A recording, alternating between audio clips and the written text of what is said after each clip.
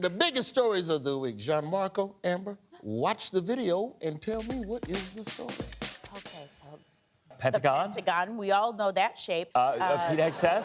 Journalists. Yeah. Asking a question. And then a mass exodus. The journalists refused to sign a thing. And journalists from across the whole spectrum, centrist, far right, the whole media landscape. You know, I know you know. I'm talking to Amber. What was the thing? So the thing they wouldn't sign, now that's complicated. All right, points. Close enough. Yes, the story is Pete Hegseth stands for serious journalism. Don't freeze up. Live Skateboard Academy, John Collins. It's like the Today Show if everybody was Matt Lauer. So, does anyone know why the Pentagon wants the press to sign this new agreement? Because Pete Hegseth is obsessed with leaks. It reminds me of the military censorship that Putin instituted in March of 2022 when he invaded Ukraine. So Trump's gonna like it. Love it, yeah. Yes, one reason for the new policy for the journalists to sign off to cover the Pentagon might have something to do with the leaks. Time and time again, classified information is leaked or peddled for political purposes to try to make the president look bad. Is he including the leaks that he started when he was on the Telegram? Is that what it was? That's a different leak. That was a don't different count. leak. That's my leak. I'm talking about y'all leaking. Not only was Fox News amongst the groups that decided to walk out of the Pentagon, but even Newsmax refused to agree. Newsmax!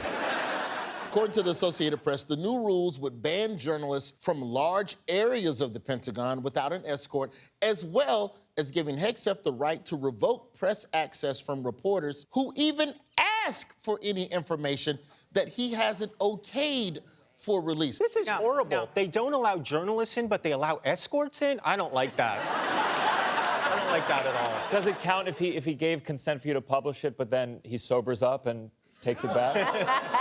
Here's Hegseth explaining the issue to Trump. You can't just roam anywhere you want. It used to be, Mr. President, the press could go anywhere, pretty much anywhere in the Pentagon, the most classified area in the world. It's not true. I mean, you'll be shocked to know it's not true. Well, wait, can you roam around the Pentagon? No, you can't roam around the Pentagon. There are many areas you can't go as a civilian and as a journalist. I thought the place with the most classified documents was Mar-a-Lago.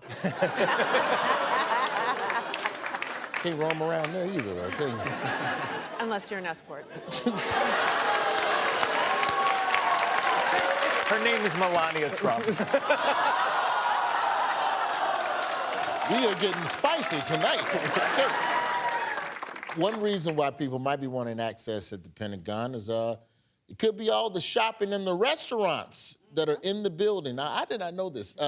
In addition to the CVS that's in the Pentagon, there's also an AT&T, a jeweler, a florist, a dry cleaners. The Pentagon is also home to a McDonald's, a Five Guys, a Taco Bell, Subway, Panera, Popeyes, Potbelly, Panda Express, Jamba Juice, Starbucks, a Dunkin' with a Baskin-Robbins, and a Dunkin' without a Baskin-Robbins. That's why the generals are fat. I didn't see one Planet Fitness in that whole list. I just thought of the Pentagon as a place I don't want to go. That shit sounds great. Would anyone like to guess which chain restaurant a government website says is opening soon at the Pentagon? How? Everything is already in there. Oh, it's missing some stuff. They're missing a Chick-fil-A. They're missing an IHOP. Chipotle? That's a little too ethnic. It's Chick-fil-A. It's Chick-fil-A. Gotta be Chick-fil-A, It's right? Chick-fil-A. The answer, it's Planet Hollywood. What? Don't disrespect. Planet Hollywood was the shit in '92. It's like an Applebee's, but pictures of Schwarzenegger and Stallone on the wall. No, but this one's gonna be all Ronald Reagan. That's it. But most reporters, they're ready to give all of that up in the name of journalistic principle, with the exception of one outlet. Does anyone know the only U.S. TV news outlet that agreed to Hegseth's terms. Is it a channel called I Can't Believe It's Not Fox? It's the One America Network, which is a real thing, apparently. It is OAN, the One America News Network. So far, they're the only U.S. TV news outlet to agree to the Pentagon's new policy. And if you know OAN, then you know they're always out front asking hard-hitting questions. OAN. Yes, sir. Very good. I have Thank you two very questions. much. You treat me very nicely. Do Go you ahead. consider the term Chinese food racist because it's food that originates in China? Hard-hitting journalism. Why the secrecy on all of this? Why do you all think the Defense Cabinet is trying to keep everything under wraps in Washington? We're about to invade Venezuela. Do they not want people to know about that? Because, shit, I know about it. They aren't good with keeping secrets No. at all. No. I know too much. You know how hard information has to work to get here? I know everything, and I don't want to. You know what? I'm for this. One thing that they're not bothering to explain, our government that is, they're not bothering to explain the recent bombings of boats in the Caribbean Sea. Points on both sides for that. There are the Venezuelan strikes that Trump keeps posting videos of to social media, claiming that the boats were carrying drugs. Why would they shoot the boat in the water with no proof? Why wouldn't you just wait till it got here and be like, hey, are there any drugs? Yes, there are. I see them. Hey, now you go to jail. We make money off your ass in jail. We don't make any money off you when you're at the bottom of the sea. So you look at this, you go, how can we make more money off this?